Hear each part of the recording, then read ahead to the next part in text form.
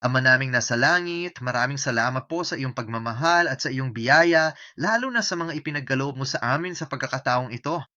Upang kami ay magkaroon ng pakikisama sa pamamagitan ng iyong salita. Hinihiling namin, Ama, na ang iyong presensya ay makasama at kasama namin upang tunay naming maranasan, Ama, Diyos, ang iyong pag-ibig at kagalakan sa pamamagitan ng salitang ibinigay mo sa amin upang kami ay magkaroon ng buhay na walang hanggan. Dalangin namin, Panginoon, na habang tinatalakay namin ang pag-aaral na ito at syempre habang natututo kami tungkol sa mga pari, ay tunay naming mauunawaan ang kahulugan nito upang maibigay namin sa iyo ang wastong pagsamba, upang maipangasiwa namin ang aming sarili alinsunod sa iyong salita, upang kami, Amang Diyos, ay maging iyong banal na bayan at iyong bansang mga pari. Idinadalangin namin, Amang Diyos, na sa pamamagitan ng pag-aaral na ito ay maipahayag namin na ikaw lamang ang Diyos.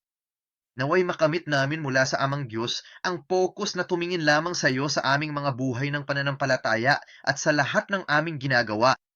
Dalangin namin, Panginoon, na tanggapin mo ang lahat ng kaluwalhati at naway ang aming buhay ay maging isang sakripisyo ng pagsamba na nakalulugod sa iyo. Lubos po kaming nagpapasalamat at nananalangin kami sa pangalan ni Jesus. Amen. Magandang umaga ulit. Maaring napansin mo na ito ay isang naunang naitala na pag-aaral. Humihingi po ako ng paumanhin kung hindi ko maisasagawa ang pag-aaral na ito ng live gamit ang Zoom. May iba pa akong mga pangako sa mga distrito ng aming simbahan na nabanggit. Pero sana, simula sa susunod na linggo, magkaroon na tayo ng oras para sa real-time na pag-aaral at pagsasamahan. Pero dahil dyan, dumako na tayo sa ating paksa. Kaya ang mensaheng nais kong ibahagi ngayon ay ang pagkasaserdote at ang kasaysayan ng pagtubos. Ang pagkasaserdote at ang kasaysayan ng pagtubos.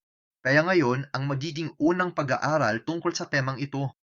At sa partikular, titingnan natin ang talaangkanan ng mga pari. Ang kalaangkanan ng mga pari at ang ating pambungad na kasulatan ay sa unang kronika, kabanata 6, talata 49. Kaya nandito ako sa screen. Basahin natin lahat ng sabay-sabay. Isa kronika, kabanata 6, talata 49. Handa na, simula na. Ngunit si Aaron at ang kanyang mga anak ay nag-alay sa ibabaw ng dambana ng handog na susunugin at sa ibabaw ng dambana ng insenso para sa lahat ng gawain sa kabanal-ganalang dako at upang gumawa ng pagbabayad sala para sa Israel, ayon sa lahat ng inutos ni Moises na lingkod ng Diyos. At ito ang salita ng Diyos. Amen. Kaya bakit natin pag-aaralan ang mataas na saserdote sa susunod na buwan? Nasa buwan na tayo ng Marso. Tayo ay lubos na pinagpala ng mga mensahe ni Evangelista Joanna noong nakaraang buwan tungkol sa utos ng Diyos sa pamamagitan ng 10 utos. Ngayon, ang pagkasasardote, ito ang paksa ng ika-6 na aklat sa seryeng kasaysayan ng pagtubos. At pinili ko ang temang ito para sa buwang ito. Dahil, gaya ng alam ng marami sa inyo, ang ika-6 na aklat ay nasali na ngayon sa Ingles at hinihintay na lamang natin ang paglalathala nito. Nakatakda itong ilatala ngayong buwan at sa mga susunod na araw ng buwan. Magkakaroon ba ng kargamento na papunta sa Amerika para sa pamamahagi? Magkakaroon din kami ng ilang aklat na mabibili rito sa Korea at halos 7 taon na ang nakalipas mula nang mailatala ang huling aklat na History of Redemption sa Ingles. Kaya ang ika-5 aklat, ang pangako ng walang hanggang tipan, ay huling nailatala noong 2014. Kaya medyo malaki ang espasyo sa pagitan ng mga publikasyon. At naisip kong maganda kung talakayin muna natin ang tungkol sa mga pare bago natin... Kaya mo bang basahin ang ika-6 na libro sa Ingles? Pangunahin na dahil wala tayong ganong pagkakapareho ng paglipat mula sa ika-5 aklat hanggang sa ika-6 na aklat. At ang daloy na iyon ng mga kaisipan ng may akda, ang daloy ng kasaysayan ng pagtubos. At talaga, ang gusto kong gawing ngayong buwan ay subukang bumalik sa dati upang maitatag ang konteksto ng ika-6 na aklat hindi lamang sa kasaysayan ng publikasyon, kundi pati na rin sa kasaysayan ng pagtubos. Gaya ng alam natin, ang seryeng kasaysayan ng pagtubos ay sumasaklaw sa maraming paksa sa buong Biblia at lahat ng mga ito ay magkakaugnay. Pero minsan, kapag maraming oras ang lumilipas sa pagitan ng pag-aaral, nakakaligtaan natin ng katotohanan na ang lahat ng ito ay iisang kwento lamang. May mga aspeto ang iisang kwento. Kaya nga pinili ko ang paksang ito ngayon, hindi para sa buwang ito. At ang paraan ng pagpapakilala ng may akda, ang kagalang-galang na Abraham Park sa pagkapari sa kanyang aklat ay sa pamamagitan ng mga talaang kanan. Ngayon, upang repasuhin ang kasaysayan ng serye ng katubusan, dadaan tayo sa unang aklat, ang mga talangkanan sa Genesis. Partikular nitong sinasaklaw ang 20 henerasyon mula kay Adan hanggang kay Noe sa Genesis, Kabanata 5, at pagkatapos ay mula sa anak ni Noe na si Sem hanggang kay Abraham sa Genesis, Kabanata 11. Ang aklat na aklat, dalawa ng seryeng kasaysayan ng tagtubos na ang tipan ng tanglaw ay sumasaklaw sa 4 na henerasyon ng tipan ng tanglaw. Kaya sina Abraham, Isaac, Jacob at Jose sa partikular at ang mga aklat 3 at 5 ay sumasaklaw sa kasaysayan ng Israel sa pamamagitan ng talaangkan ni Hesukristo, gaya ng nakatala sa Mateo Kabanata 1. Kaya ang aklat 3, ang hindi mapapatay na ilawan ng tipan, ay sumasaklaw sa unang panahon ng talaangkanan ni Jesus. Ito ay mula kay Abraham hanggang kay David, ang hari. At saka ang aklat 4, ang mahiwagang providence. Pasensya na, nakalimutan ko ang pamagat. Paumanhin po, ang mahiwagang probidensya ng Diyos o isang bagay na tulad niyan. Saklaw nito ang ikalawang yugto ng talaang kanan ni Jesus at ito ay mula kay David hanggang sa pagbagsak ng bansa. Kaya mula kay David hanggang sa pagkatapon sa Babylonia.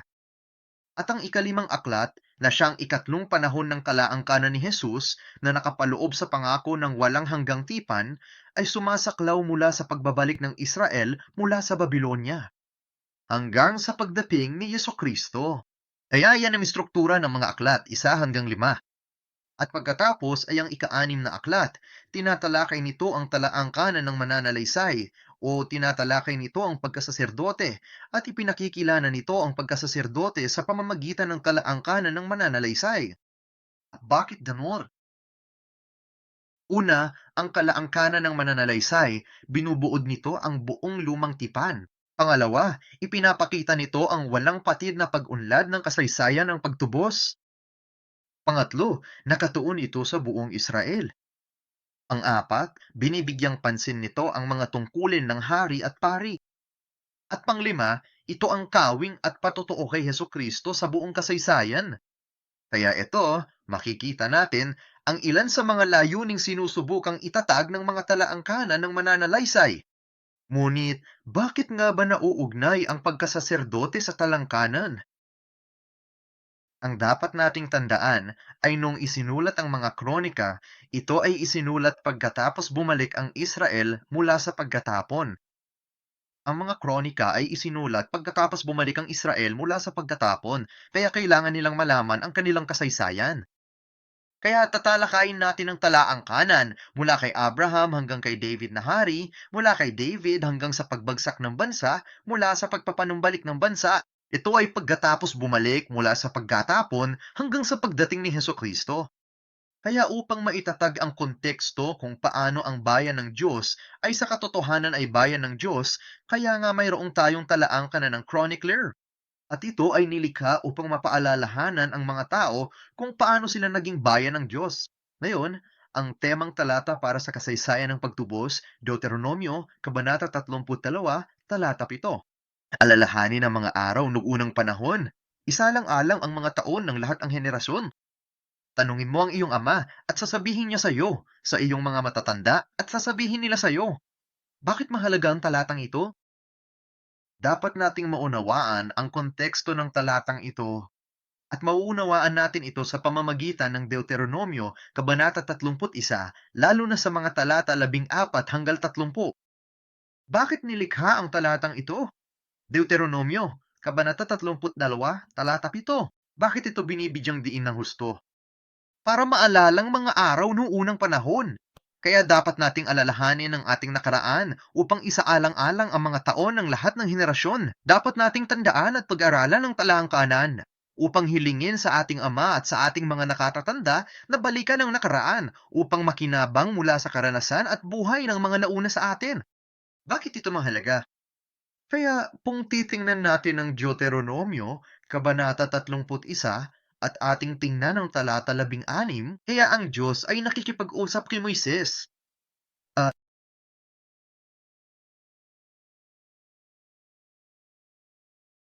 ipinahahayag ng Panginoon sa kanyang lingkod na si Moises na ang oras ng iyong paglisan sa mundong ito ay malapit na. At pagdating naman natin sa ikalabing-anim na bersikulo ng kabanatang ito, muling nagwika ang makapangyarihang Diyos sa kanya, kaya tandaan ang bahaging ito. Ang huling bahagi ng Deuteronomio 31, talata 16 ay nagsasabi na tatalikuran ako ng mga tao at sisirain ang aking tipan na ginawa ko kasama sila. Kaya ang Diyos ay nagpropesiya na. Ipinapaalam niya sa mga tao na kapag namatay ka na, hindi na nila maaala ang salita ko. Babaguhin nila ang aking tipan. Iiwan nila ako. At pagkatapos ay sinabi niya, ano sa talata 19? Kaya't ngayon, isulat ninyo ang awit na ito para sa inyong sarili at ituro ninyo sa mga anak ni Israel. Ilagay mo ito sa kanilang mga labi upang ang awit na ito ay maging saksi para sa akin laban sa mga anak ni Israel. Kaya, ang Deuteronomio Kabanata 32, talata 7 ay bahagi ng awiting ito. Bahagi ito ng awiting dapat tandaan ng mga tao. Kaya't kapag sila'y naliligaw ng landas, kapag sila'y nagkasala laban sa Diyos, kapag nilabag nila ang mga batas ng Diyos at nilabag nila ang kanyang tipan, kapag sinuway nila ang kanyang salita, at sila'y nahuhulog sa lahat ng uri ng kaguluhan at iniisip nila sa kanilang sarili, bakit tayo nahuhulog sa lahat ng kaguluhang ito? Sasabihin ng Diyos, ituro mo sa kanila ang awiting ito para maalala nila. Tatandaan nila ang aking salita at maaalala nila kung paano bumalik, kung paano maibalik sa dati. At anong susi diyan? Upang alalahanin ang mga araw ng unang panahon, upang isaalang-alang ang mga taon ng lahit-lahi, upang tanungin ang ating ama at ang ating mga matatanda. Kaya kung titingnan pa natin ng konti, sa talata 29, si Moises ngayong ay nakikipag-usap ako sa mga tao sapagkat alam ko na pagkamatay ko, kayo'y gagawa ng kasamaan at tatalikod sa daan na aking inutos sa inyo. At ang kasamaan ay darating sa inyo sa mga huling araw, sapagkat gagawin ninyo yaong masama sa paningin ng Panginoon na minungkahi ninyo siya sa galit gamit ang gawa ng inyong mga kamay. Paano nalaman ni Moises na mangyayari ito? Dahil sinabi sa kanila ng Diyos na mangyayari ito, at pagkatapos ay sinabi ni Moises, sa mga tao, sige, makinig kayo sa akin. Talata 30. Pagkatapos ay sinalita ni Moises sa pandinig ng buong kapulungan ng Israel ang mga salita ng awit na ito hanggang sa matapos ang mga ito at binalaan sila ni Moises. Sinasabi ko sa iyo ang kantang ito dahil mahuhulog ka rin sa katotohanan, pero kailangan mong tandaan kung paano bumalik at paano siya nagsisinya. Makinig kayo, kaya ito ang Deuteronomio, Kabanata 32, talata 1. Makinig kayo, o mga langit, at ako'y magsalita, at dinggin ng lupa ang mga salita ng aking bibig. Kita mo, ang sinasabi ni Moises, makinig ka sa akin. Talata 2, ang aking aral ay pumatak na parang ulan, ang aking pananalita ay tumulo na parang hamog, parang mga patak sa sariwang damo at mga ambon sa gugulayin. Talata 3, sapagkat aking ipinahayag ang pangalan ng Panginoon. Nag-aral tayo tungkol sa pangalan ng Diyos nung nakaraang buwan, kasama ang mga pag-aaral ni Evangelist Joanna, tama ba? Sapagkat aking ipahahayag ang pangalan ng Panginoon, iuukol ang kadakilaan sa ating Diyos. Ngayon ay pupunta tayo sa talata 6, at ito ay tungkol sa kasalanang gagawin ng mga tao. Ganito ba ang inyong ginagantihan sa Panginoon o mga hangal at mangmang na bayan? Hindi ba't siya ang iyong ama na nagdala sa iyo rito? Siya ang lumika at nagtatag sa iyo. Kaya sinasabi ni Moises, bakit ka nagkakasala laban sa Diyos, sa dakilang Diyos na lumikha sa iyo? At pagkatapos, sa talata 7, alalahanin ninyo ang mga araw ng unang panahon. Isaalang-alang ang mga taon ng lahat ng henerasyon. Tanungin mo ang iyong ama at sasabihin niya sa iyo, sa iyong mga matatanda at sasabihin nila sa iyo. Kaya ang ibig naming sabihin, tandaan ang genealogy. Isaalang-alang ang mga taong ito. Isaalang-alang ang lahat ng mga taong nauna sa iyo. Kaya ang kasaysayan ng serya ng Redemption, pinag-aralan natin ang kalaangkanan mula kay Adan hanggang kay Abraham. Pinag-aralan natin ang pagbibigay diin ng tipan kina Abraham, Isaac, Jacob at Jose. Tiningnan natin ang kalaangkanan ni Jesus mula kay Abraham hanggang kay David, mula kay David hanggang sa Babylonia, at mula sa Babylonia kay Jesus mismo. Kaya ito ang mga aklat 1 hanggang 5. At ngayon, dumako na tayo sa aklat 6 at kung paano kapag pinag-aaralan natin ang tungkol sa pari, nagsisimula tayo sa talaangkanan ng mananalaysay. Bakit nga ba? Una, kailangan nating tandaan kung paano sumamba. Exodo Kabanata 29, versikulo 44 at 46 hanggang 46, basahin ang kasama ko. Aking itatalaga ang tolda ng kapisanan at ang gambana. Itatalaga ko rin si Aaron at ang kanyang mga anak upang maglingkod sa akin bilang mga pare. Mananahan ako sa gitna ng mga anak ni Israel at ako ang magiging kanilang Diyos at kanilang makikilala na ako ang Panginoon nilang Diyos na siyang naglabas sa kanila sa lupain ng Ehipto upang ako'y manahan sa gitna nila. Ako ang Panginoon, ang kanilang Diyos. Ngayon, ang talatang ito, Exodo, Kabanata 29, 44 hanggang 46, mahalaga ito dahil tinatalakay nito ang pagsamba. Pagsamba sa pamamagitan ng pare na naglilingkod sa Diyos sa lugar ng pagsamba. Ako'y mananahan sa gitna ng mga anak ni Israel. Kaya ito ay tungkol sa tabernakulo. Alaunan ay tinatalakay nito ang tungkol sa templo. Tinatalakay nito kung saan isinasagawa ang pagsamba. At malalaman ng mga tao na ako ang Panginoon, ang kanilang Diyos. Kaya tinutukoy nito ang tolda ng kapisanan, ang altar at ang saserdote, lahat ng kailangan para sa pagsamba. Ngunit bago pa man ilagay ng Diyos ang partikular na pagbibigay diin na ito sa pangangasiwa ng pagsamba, sa Exodo Kabanata 11, mga talata 5 hanggang 6, sinabi niya sa mga tao, "Ngayon, kung tunay ngang susundin ninyo ang aking tinig at iingatan ang aking tipan." Sige, tandaan, sinabi ng Diyos na pagpanaw ni Moises, sisirain nila ang tipan. Mulit sabi ng Diyos, tuparin ang aking tipan, at magiging pag-aari ko kayo sa lahat ng bayan, sapagkat akin ang buong lupa. Kaya ang Israel ay kanyang sariling pag-aari. Ganyan siya kahalaga.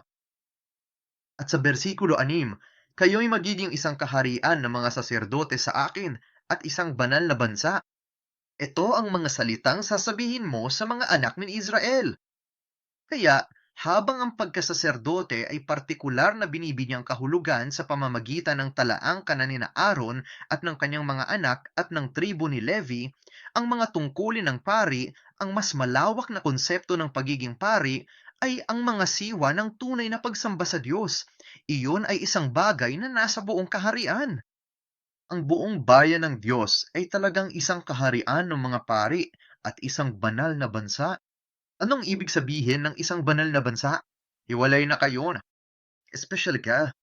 Ikaw ay partikular na itinalaga bilang natatangi, bilang pag-aari ng Diyos. At kanino ito naangkop? Lahat ng mga anak ni Israel. Pero ano ang dapat nating gawin? Dapat nating tuparin ang tipan ng Diyos. Kanina, anong sinabi ng Diyos? Mapaparusahan sila dahil hindi nila tinupad ang aking tipan. Kaya ang pagtupad sa tipan ng Diyos ay isang kinakilalang upang maging kanyang bayan, upang maging kanyang kaharian ng mga saserdote, upang maging banal sa harap niya. Pero anong nangyari? Israel, sila ay bubuo at magiging isang kaharian. Si David ay itinalaga bilang kanilang hari. Ngunit meron tayong serye ng mga hindi inaasahang pangyayari. Ito ang ikalawang panahon ng talaangkanan. Kaya kanina, masasabi nating naibuod na natin ang unang panahon. Mula sa tipang ginawa kay Abraham hanggang sa pagtatatag ng Israel bilang isang bansa. Sa ikalawang panahon, nariyan ang pagbagsak kung saan nagkawatak-watak ang monarkiya, minsan sila ay mabuti, kadalasan sila ay masama, at ibinubuod ng 2 Kronika 36:14 ang prosesong ito. Bukod dito, ang lahat ng mga pinuno ng mga pari at ang bayan ay naging lubang hindi tapat at sumunod sa lahat ng kasuklam-suklam na gawain ng mga bansa. Nilapastangan nila ang bahay ng Panginoon na kaniyang pinabanal sa Jerusalem. Ano kaya ang pinagsasasabi nito? Ang mga opisyal na mga pari. Kaya pinag-uusapan natin ang mga dapat mga siwa ng pagsamba. At ito ay kumakatawan sa Israel sa kabuuan. Sila ay hindi takap. Sinundan nila ang mga kasuklam-suklam na gawain ng bansa. Tayo ay dapat na maging isang banal na kaharian ng mga pari, hiwalay sa lahat ng iba pang kasuklam-suklam na bagay ng mundo. Ngunit sila ay talagang nakipagbahagi. Dinungisan nila ang bahay-sambahan, dinungisan nila ang gidyar, kung saan ang Diyos ay dapat sambahin bilang ang tanging Diyos, kung saan ang mga tao ay dapat patunayan ang kabanalan ng Diyos. Pero hindi iyon nangyari. Kaya, bilang resulta, 2 Kronika 36, versikulo 17, kaya't dinala niya laban sa kanila ang hari ng mga Kaldeyo, kaya't ito ang Babilonya na pumatay sa kanilang mga binata. Pasensya na sa typo. Dapat nga mga lalaki ang pumatay sa kanilang mga binata gamit ang tabak sa bahay ng santuaryo at walang habag sa mga binata o dalaga, matanda o may sakit. Ibinigay niya silang lahat sa kanyang kamay. Kaya ito ay mahalagang pagiging tapat ng Diyos sa kanyang salita. Nag-aalala ang mga tao. Bakit tayo nahuhulog sa parusa? Pinabayaan ba tayo ng Diyos? Maniniwala pa ba tayo sa Diyos? At ang ibig sabihin ng Diyos ay, kailangan mong tandaan, ikaw ay nagkasala. Nang gumawa tayo ng tipan, para sa inyo ang maging banal kong bayan. Ngunit nilabag ninyo ang tipang na iyon, kaya't kayo'y napunta sa pagkataton. At anong dahilan ng lahat ng iyon? Mauunawaan natin ito sa pamamagitan ng mga pari at pangangasiwa ng pagsamba.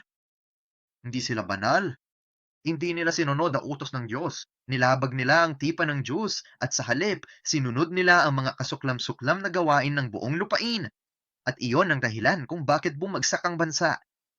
Pero sa talangkangan ng Chronicle, ipinapakita nito na sila ay bumalik.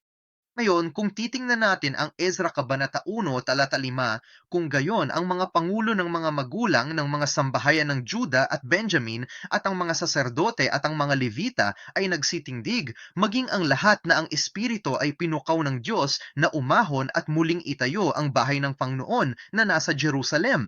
Kaya sa Kabanata 1, talata 5, ito ang kanyang panimula kung paano bumalik ang mga tao mula sa Israel.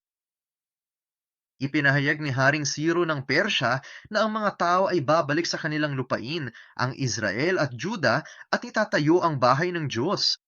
Kinikilala ko na ito ang kalooban ng Diyos para sa iyo. At pinalis niya ang mga tao. Hinayaan niya silang muling magpayo. At si Ezra, na siyang nagdodokumento ng lahat ng ito, aniya ang mga sambahayan ng Juda at Benjamin. Kaya mamaya na lang natin tignan, ang Huda ay ang lahi ni Haring David. Si Benjamin ay ang lahi ni Haring Saul. Nabanggit natin kanina na ano ang binibigyang diin ng talangkana ng mga kronika. Binibigyang diin nito ang pagkahari, ang Huda at Benjamin, pati na ang pagkasaserdote at lipi ni Levi.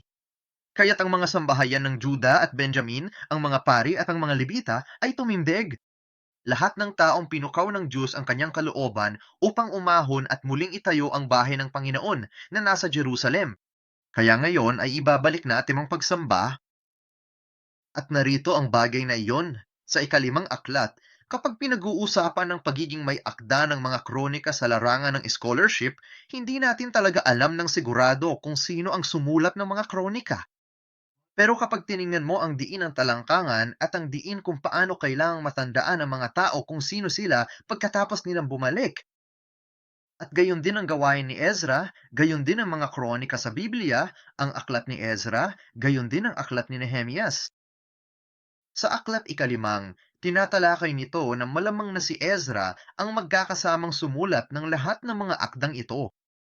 Tandaan, si Ezra ay may tungkuling magturo ng salita ng Diyos sa Israel na ipaalala sa kanila kung sino sila.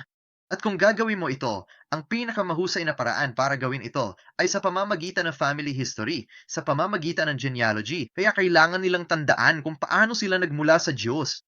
Kailangan nilang tandaan kung paano nila dapat na wastong sambahin ng Diyos bilang bayan ng Diyos upang hindi na sila muling mahulog sa kapahamakan. At ito ang tribo ni Ezra at makikita natin ito sa talaang kanan.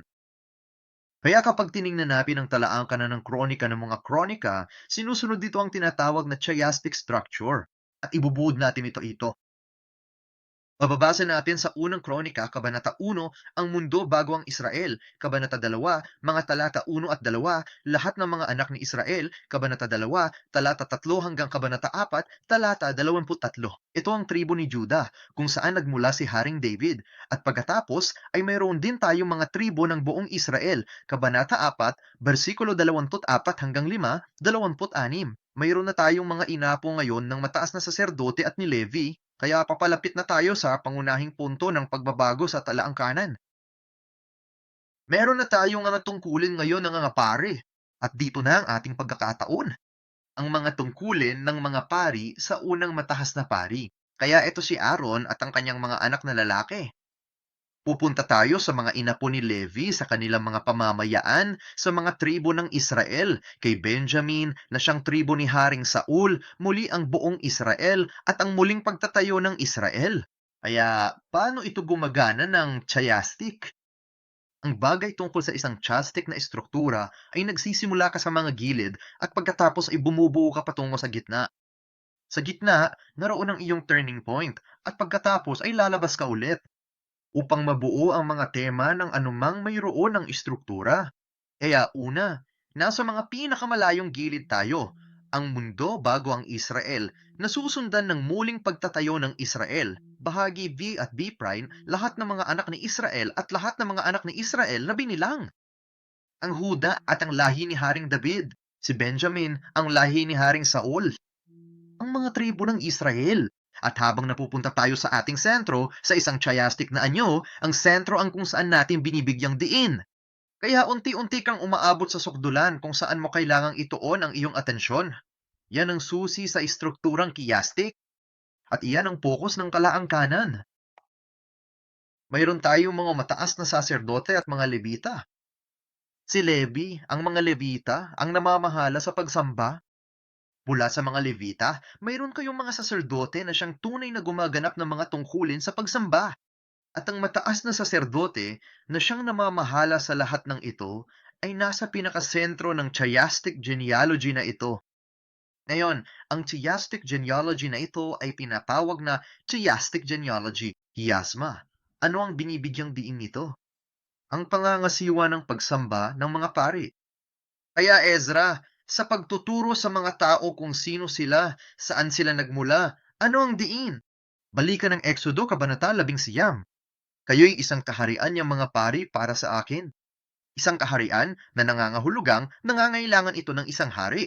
Ikaw ay isang maharlikang pagkasaserdotol. Titingnan natin ito sa huli. Mulit mayroon tayong kaharian ng mga pari. Kaya mayroon tayong pagkahari at mga saserdote na binibigyan diin sa talangkanan. At ang pangunahing aspeto nito ay kung paanong wastong sambahin ng Diyos.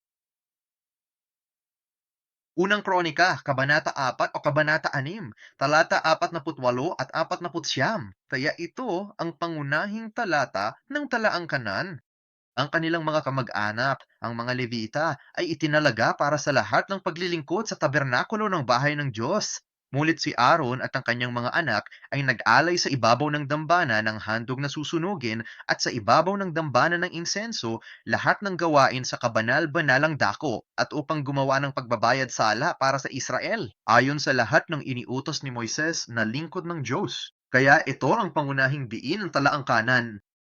Ito ang pagbibigay diin sa pagkasaserdote na siyang nangangasiwa ng tunay na pagsamba sa harap ng Diyos dahil iyon ang pinakadakilang pagpapahayag ng pagtupad sa tipan ng Diyos. Kaya ang istrukturang chiastic na to na nakatuon sa pangangasiwa ng pagsamba ng mga pare at sa mataas na pare, sa huli ay nagpapatotoo sa pagsamba sa tabernakulo at sa templo na sa huli ay tumutukoy kay Hesukristo. Kaya nga, ang focus ng talaakanan ay kay Hesukristo mismo na naparito bilang ating tunay na mataas na saserdote na naparito upang turugan tayo kung paano wastong sumamba sa harap ng Diyos. Mga Ebreo Kabanata 8, mga talata 1 at 2. Ngayon, ang pangunahing punto ng ating sinabi ay ito.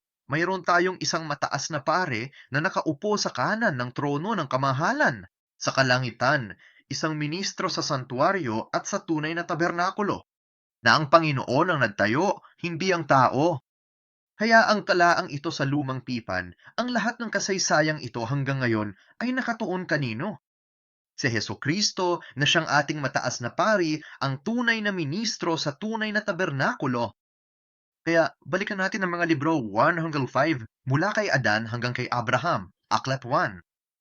Pagbibigay diin sa tipan, Abraham, Isaac, Jacob at Jose, Aklat 2. Ang pagkakamit ng kaharian ng Diyos, Aklat 3. Ang pagbagsak ng kahariang iyon dahil sa kasalanan, Aklat 4. At ang pagpapanumbalik ng kahariang iyon, Aklat 5. Kaya sa mga aklat 3, 4 at 5, tinatalakay nito ang kalaangkanan ni Hesukristo. Sa aklat 6, tatalakayin natin ang buong talaangkanan ng lumang tipan. Nasa mga kronikel, at ang pagbibigay diin na ito sa talangkanan ng mga kronika ay nasa kanino? Ang mataas na pari. At ang mataas na saserdote, ang tunay na mataas na saserdote, ay walang iba kundi si Hesukristo na siyang sentro ng talaangkanan. Kaya makikita natin sa pamamagitan ng talangkanan kung paano mula kay Adan hanggang kay Abraham at mula kay Abraham hanggang kay Jesus, mula aklat 1 hanggang 5, makikita natin ang muling pagtatatag, ang paglikha, ang pagbagsak at ang pagpapanumbalik ng kaharian. Sa pamamagitan ng talaangkanan ng mananalaysay, makikita natin ang isa pang aspeto na nakatuon sa pari. Paano? Sa pamamagitan ng pagbibigay diin kay Jesus Kristo sa pamamagitan ng talaangkanan, tayo bilang isang kaharian ng Diyos ay dapat magbigay ng wastong pagsamba upang maging bayan ng Diyos. At lahat ng ito ay binibigyang diin sa talaangkanan. Ito ay kinakatawan ng mataas na saserdote. Kaya habang binabasa natin ang Aklat 6, kailangan natin magkaroon ng ganitong mentalidad. Nang binabasa natin ang Biblia, bago pa man ang kasaysayan ng pagtubos, naisip natin, ano nga ba ang kahulugan ng talaangkanang ito? Ang taong ito lang ang nanganak sa taong iyon. Anong mapapala natin dito? Bla bla bla bla bla. Medyo nilalaktawan namin ito hanggang sa mas lumalim ang kwento. Ngunit pinaikli ng talakanan ang lahat ng kwentong iyon. At kapag tiningnan natin ang istruktura ng mga kronika, makikita natin kung paano, kahit sa kabila ng lahat ng nakakabogot na talaangkanang ito, makikita natin kung paano si Hesukristo ay nakatayo sa gitna bilang ating tunay na mataas na saserdote na naglilingkod para sa atin, sa harap ng Diyos sa tunay na tabernakulo. At siyang tagapamagitan ng isang bagong tipan. Tandaan, sinabi ng Diyos na kung tayo ay magiging isang bansang may mga saserdote, at ito ang Exodo Kabanata 11, kailangan nating tuparin ang kanyang tipan. Pero sinira namin ito. Kaya pa na tayo nahumog. Kaya nga kami napunta sa pagkataton. Ngunit ibinabalik ng Diyos ang tipang iyon. Paro, sa pamamagitan ni Hesukristo. Mga Hebreo, Kabanata 8, versikulo 6. Ngunit ngayon ay nagtamo siya ng isang ministeryong lalong dakila. Yamang siya rin ay tagapamagitan ng isang mas mabuting tipan na naipatupad. Sa mas magagandang pangako, mga Hebreo 9:11. Ngunit, nang si Kristo ay lumitaw bilang isang mataas na pari ng mabubuting bagay na darating, siya ay pumasok sa mas dakila at mas sakdal na tabernakulo na hindi gawa ng mga kamay, sa makatuwid nga, hindi sa nilikhang ito. Kita mo, kapag tiningnan natin ang kasaysayan ng mga pari sa mundong ito, lahat sila ay mga paring tao. May mabubuti, maraming masasama, sa kabila ng pagiging pinakaperpektong mataas na pari sa kasaysayan. Sa pamantayan ng tao, ikaw ay hindi pa rin perpekto sa harap ng Diyos. Bakit? Dahil tayo bilang mga tiwaling tao, bilang mga tiwaling nilalang sa mundong ito, ay mortal pa rin. Meron pa rin tayong kasalanan. Hindi kayo perpekto. Ngunit ano ang sinasabi sa Hebreo Kabanata 9, talata 11? Si Kristo ay nagpakita sa pamamagitan ng isang mas perpektong tabernakulo, hindi sa nilikhang ito. Ito ay nagmumula sa Diyos, kaya maari tayong umasa sa Kanya. Maari tayong umasa sa perpektong Diyos. Jeremias Kabanata 31, versikulo 31, narito, ang mga araw ay dumarating, sabi ng Panginoon, na ako yung makikipagtipan ng isang bagong tipan sa sambahayan ni Israel at sa sambahayan ni Juda. Kailan ipinahayag ni Jeremias ang tipang ito? Ito ay matapos ang pagkatapon ng Israel.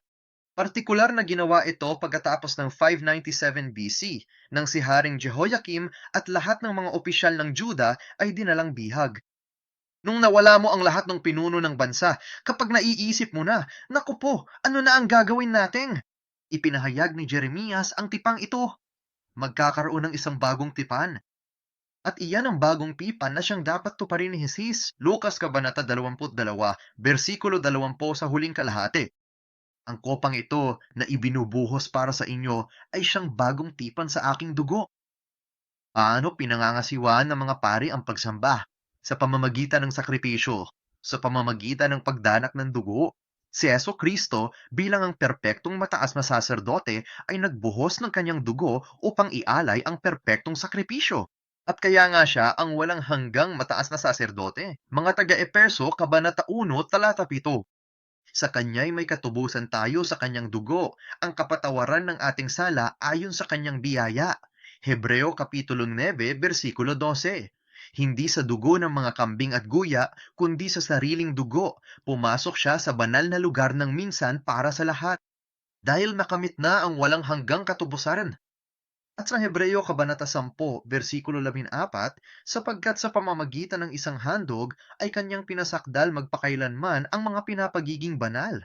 Kaya dapat nating pag-aralan ang kasaysayan ng pagtubos. Dapat nating pag-aralan ng batas. Dapat nating pag-aralan ng kasaysayan ng pagkapari upang tunay na maunawaan at mapahalagahan kung paano at bakit naparito si Jesus.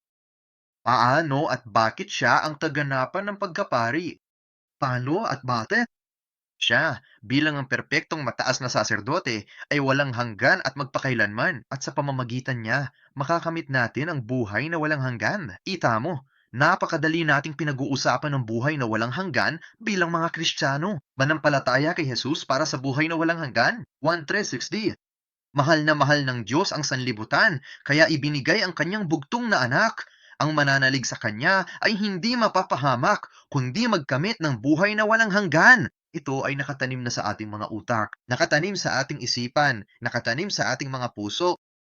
Ngunit kapag sinuri natin ng mas malalim kung ano talaga ang ibig sabihin nito at kung bakit ito nangangahulugan, kung ano ang kahulugan nito, napakaraming pagmamahal ang tagriin nito na ang Diyos mula sa simula ng paglikha hanggang ngayon ay itinatag niya ang lahat ng ito sa kasaysayan para sa atin kapag tiningnan natin ang lalim at kahalagahan ng kanyang pag-ibig.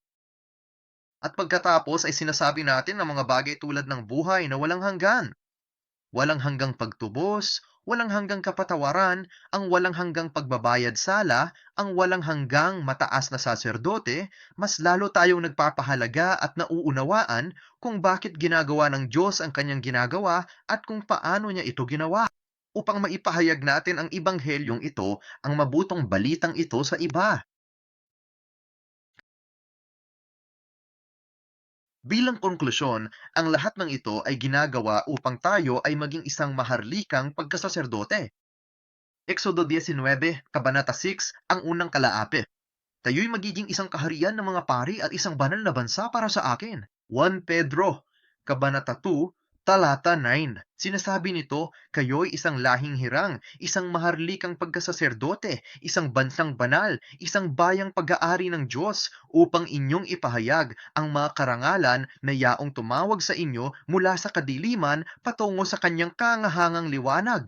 Anong layunin nito? Ang pagkasaserdote upang gumawa ng pagbabayad sala para sa mga tao ng Diyos sa pamamagitan ng sakripisyo, upang magkaroon ng pagbubuhos ng dugo, upang matupad ang bunga ng kasalanan, upang ang Diyos ay mapayapa ayon sa kautusan, upang tayo ay makalapit sa Kanya.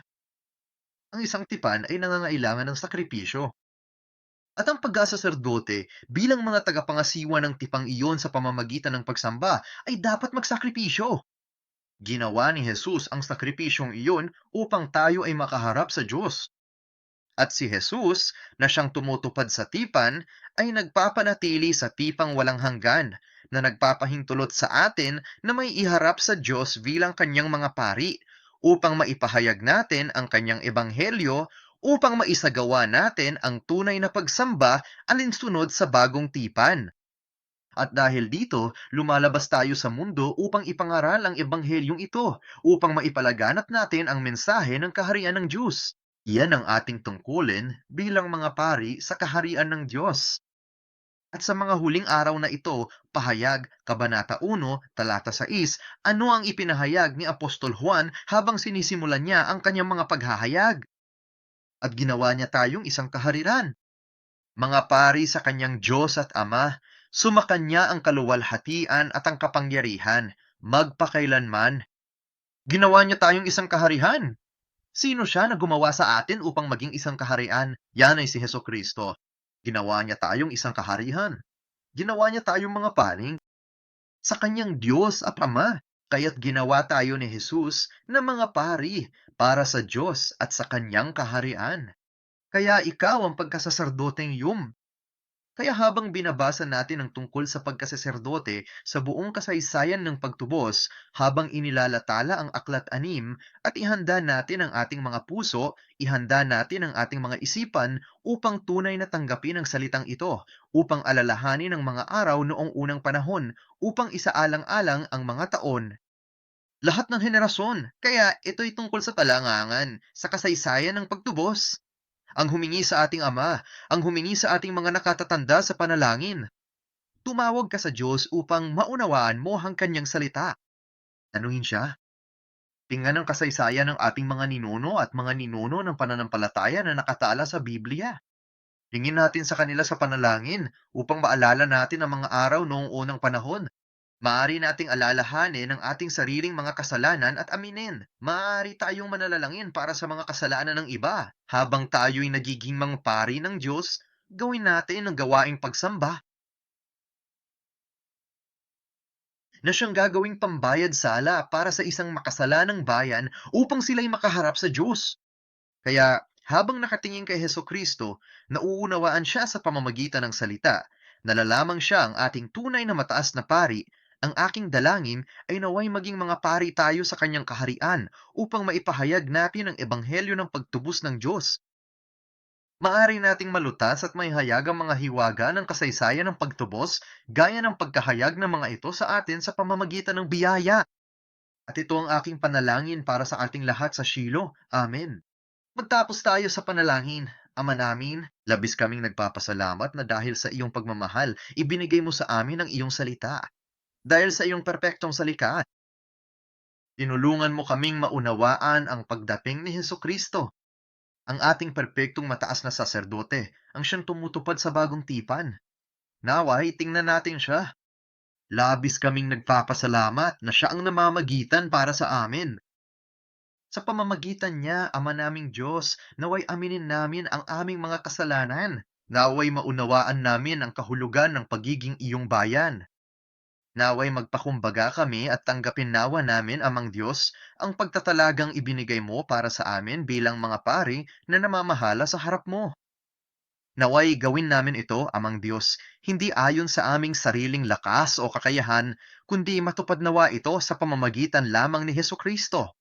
Naway maipahayag namin ang iyong mga kadakilaan sa pamamagitan ng salita ng kasaysayan ng pagtubos sa lahat ng iyong mga tao na nangangailangan pa ring makarinig ng iyong ebanghelyo sa buong mundo.